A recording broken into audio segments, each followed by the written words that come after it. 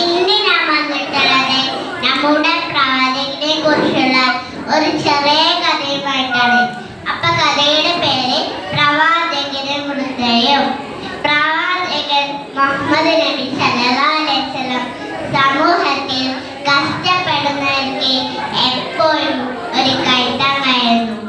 പ്രവാചകത്തിന്റെ ജീവിതത്തിലുടനീളം നമുക്കത് കാണാൻ കഴിയും.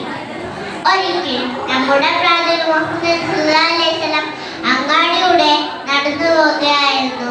അപ്പോൾ ഭാരമേട് ചുമട് തലയിൽ വെച്ച് പോകുന്ന ഹൃദയ പ്രവാചകന്റെ ശ്രദ്ധയിൽ വിട്ടു.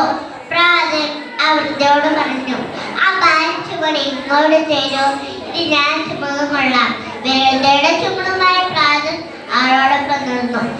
വൃദ്ധക്ക് പ്രവാചകന്റെ പ്രതി അത്ഭുതം തോന്നി. പ്രവാചകനോട് പറഞ്ഞു, ഇവിടെ മുഹമ്മദ് എന്ന് പറയുന്ന ഒരാൾ നമ്മുടെ പൂർവികന്മാരെയും ദൈവങ്ങളെയും ഒക്കെ തള്ളി പറയുന്നു. അവൻ ആളുകളെയൊക്കെ പേപ്പിക്കുകയാണ്.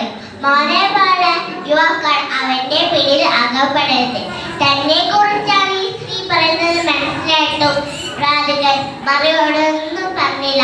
ആ ഭാരം ചുമന്ന് അവൾക്ക് എത്തേണ്ട സ്ഥലം എത്തിച്ചു കൊടുത്തു.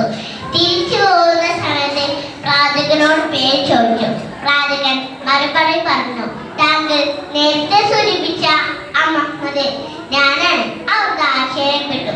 പിന്നീട് അവർക്ക് പ്രവാചകന്റെ വിശ്വാസം സ്വീകരിച്ചു. അസ്സലാമു അലൈക്കും.